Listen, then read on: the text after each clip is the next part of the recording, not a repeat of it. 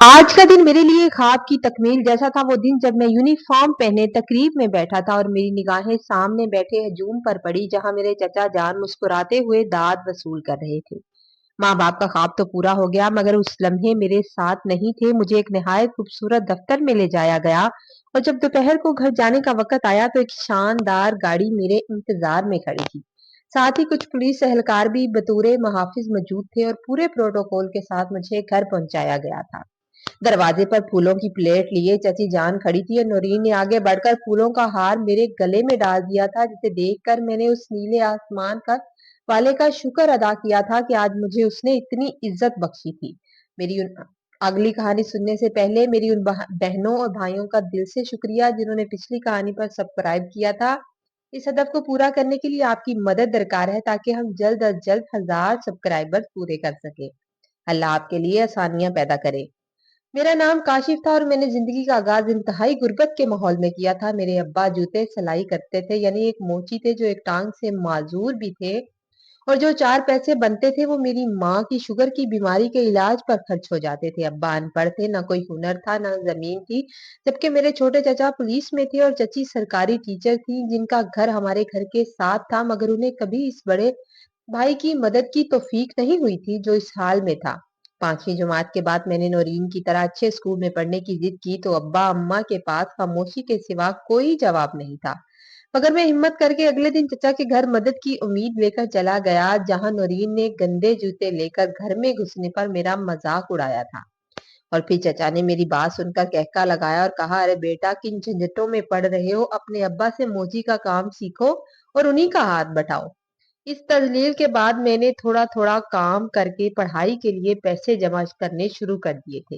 लेकिन एक दिन अम्मा की तबीयत ज्यादा खराब हुई और जब चचा से गाड़ी ले जाने की इल्तजा की तो उन्होंने ड्यूटी का बहाना बनाकर साफ इनकार कर दिया और कहा अपने अब्बा से कहो रिक्शे में ले जाए, और खुद चले गए।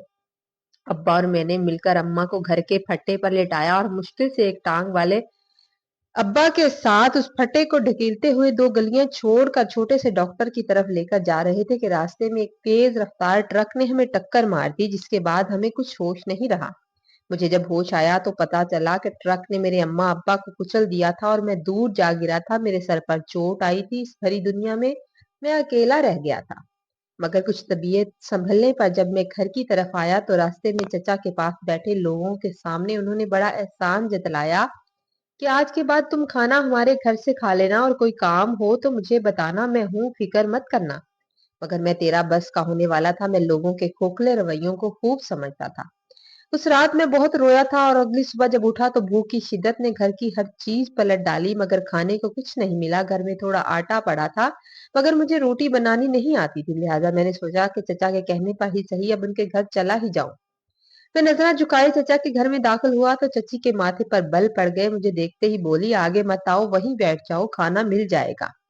और कुछ देर बाद उनके मुलाजिम के हाथ मुझे बचा खचा खाना मिला था, जिसे खाते हुए मेरी आंखों से आंसू बहे थे। उस दिन मैंने अहद कर लिया था कि अब रोना नहीं बल्कि खुद के लिए कुछ करना है। मैं वहां से निकला और काम की तलाश में चल पड़ा, लेकिन एक छोटे बच्चे पर कोई भरोसा नहीं करता था। बुला आखिर एक बर्गर बेचने वाले बुजुर्ग अंकल के, जिनका नाम शब्बीर था, उन्होंने मुझे अपने पास रख लिया और मैंने उनके साथ बर्गर बनाना शुरू कर दिए।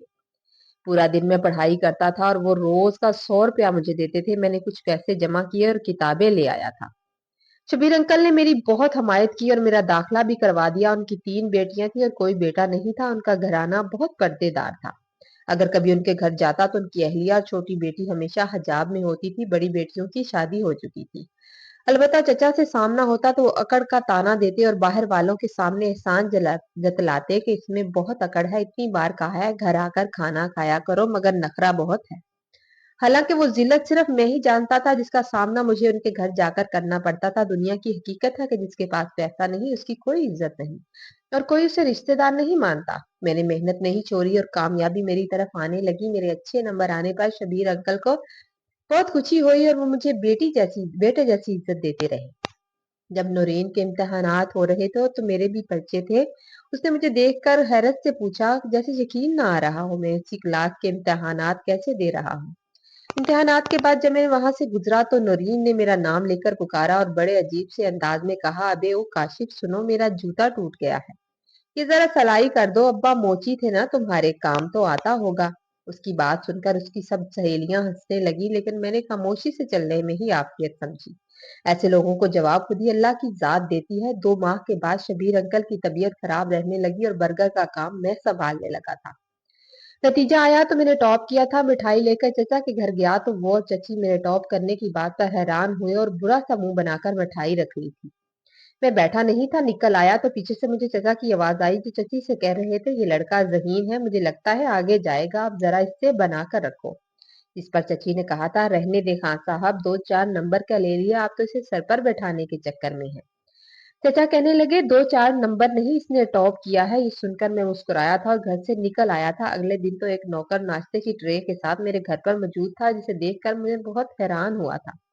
मैंने उसे वापस भेज दिया था, लेकिन अब चचा मकसद मेरे घर आ जाते थे या मुझे बुला लेते थे। मैंने दिन रात एक करके पढ़ाई की और पुलिस इंस्पेक्टर के लिए अप्लाई किया। तमाम टेस्ट और दौड़ में भी क्लियर हो गया।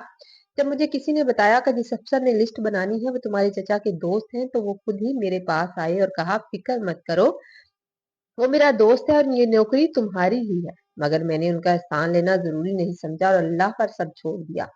अगले दिन मैं उसी दफ्तर गया कि अफसर से खुद बात करूं। जब मैं दफ्तर में दाखिल होने लगा तो मुझे अंदर से चचा की आवाज आई जो कह रहे थे, अगर काशिफ की जॉब लग गई तो ये तो मेरे बराबर आ जाएगा। गरीबों को उनकी औकात में रखना चाहिए। तुम मुझसे जितने मर्जी पैसे ले लो, ये जॉब काशिफ को नहीं मिलनी चाहिए। मेरी आंखों के आगे अंधेरा छा गया। बाप का भाई इतना बड़ा दुश्मन कैसे हो सकता है? मगर मैंने दिल को तसल्ली दी कि अगर वो ऐसा होता तो मेरे बाप को अकेला क्यों छोड़ता। मैं दरवाजे के पीछे छुप गया था और चचा के निकलने का इंतजार किया। फिर अंदर जाकर बड़े पुरवकार अफसर से कहा कि अल्लाह, ऊपर अल्लाह है और नीचे आप हैं जो मेरे माँ बाप की ख्वाहिश को पूरा करने में मेरी मदद कर सकते हैं और मुझे मेरा मकाम दिला सकते हैं। मैं किसी का हक खाने वाला नहीं हूँ। अगर मेरा हक बनता है तो लिस्ट में मेरा नाम मत हटाइएगा, बाकी सब मैंने अल्लाह पर छोड़ दिया है। मैं अपने साथ बुरा करने वालों से खुद हिसाब नहीं लेता, वो मेरा खुदा खुद ही ले लेता है। ये कहकर वहां से निकल आया था। उस अफसर ने गहरी नजर से मेरी तरफ देखा मगर मुझसे कहा कुछ नहीं था। 2 दिन के बाद जब लिस्ट लगी तो मेरा नाम उसमें शामिल था। इस खुशी में मैं सीधा मस्जिद गया। शुक्राने के 2 नफल अदा किए। उस दिन जैसे सब हालात ही बदल गए। चचा और चची जो मुझे देखकर माथे पर बल डाल लेते थे, अब मुस्कुराहट में बदल गए थे। मेरे लिए मिठाई लेकर आए। नौरीन भी साथ थी। चचा जो पुलिस में सिर्फ एक सादा कांस्टेबल थे और अब मैं उनसे आगे इंस्पेक्टर बन चुका था, बार बार मुझे अपने घर आने की जिद कर रहे थे। कहने लगे, अब तुम अफसर हो और अफसर इस तरह के पुराने घर में नहीं रहते। तुम्हारी शान के मुताबिक मेरे घर में एक कमरा है, अब से तुम वहीं रहोगे। मुझसे गलती हो गई जो मैंने तुम्हारे वालिदैन के बाद तुम्हारी जिम्मेदारी से मुंह मोड़ लिया। उन्होंने मेरे आगे हाथ जोड़ दिए। मैं उनके जुड़े हाथ बर्दाश्त नहीं कर सकता था और उन्हें माफ कर दिया।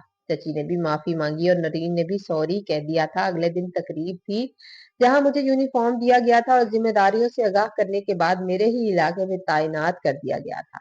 घर आने पर चचा की तरफ से मेरा भरपूर इस्तकबाल हुआ और एक हफ्ते से उनके घर पर ही था, जहां नरीन भी अब बहाने बहाने से मेरे कमरे में आकर मुझसे बात करने लग जाती थी। एक शाम चचा जब मेरे पास आए और कहने लगे, खुद को मेरा बेटा समझते हो ना, अगर मैं तुम्हारे मामले में एक फैसला करूं तो क्या उसे मानोगे? मैंने कहा, जैसा आपका हुक्म। फिर उन्होंने कहा कि मेरी इस खुशी को मनाने के लिए घर में एक बड़ी दावत रखी है। अपने सारे दोस्तों और कुछ पुलिस वालों को भी उन्होंने बुलाया था, लेकिन मैं जानता था ये दावत किस मकसद के लिए रखी गई है। मैं इन लोगों को भला कैसे भूल सकता था जिन्होंने मुसीबत में मेरा हाथ थामा था, और आज मैं जो कुछ भी था सिर्फ उन्हीं की वजह से था। मैं सीधा बशीर अंकल के घर चला गया। आज उन्होंने बर्गर पॉइंट नहीं लगाया था। मैंने उनके दोनों हाथ पकड़ लिए और कहा, आज के बाद आप बर्गर नहीं बनाएंगे, आपका बेटा इंस्पेक्टर बन गया है। इस बात पर उनकी आंखों में शुक्राने के आंसू थे।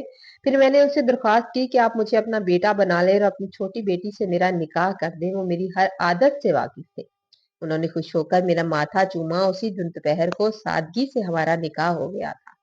मुश्किल वक्त में साथ देने वाले चंद अजनबी खूनी रिश्तों से ज्यादा कीमती होते हैं। याद रखें, वक्त का पहिया जब पलटता है तो गरीबी में नफरत करने वाले और आपको सपोर्ट करने वाले दोनों ही आपके दरवाजे पर खड़े होते हैं। इसलिए अपनी कामयाबी का ताज सिर्फ उन्हीं के सर पर सजाएं जो आपके इम्तिहान में आपके साथ खड़े थे। मेरी बीवी पर्दे में रहती थी, इसलिए अल्लाह ने उसे बेपनाह हुस्न से नवाजा था। उसी शाम मैंने अपनी बीवी को गाउन पहनाया और दावत में अपने साथ ले आया था। चचा एक औरत को मेरे साथ देखकर बहुत हैरान थे। पूछने पर जब मैंने मैंने बताया कि ये मेरी बीवी है तो उनकी तमाम उम्मीदों पर पानी फिर गया। इसलिए पूरी दावत में वो खामोश से रहे। सबके रवैये फिर से बदल गए।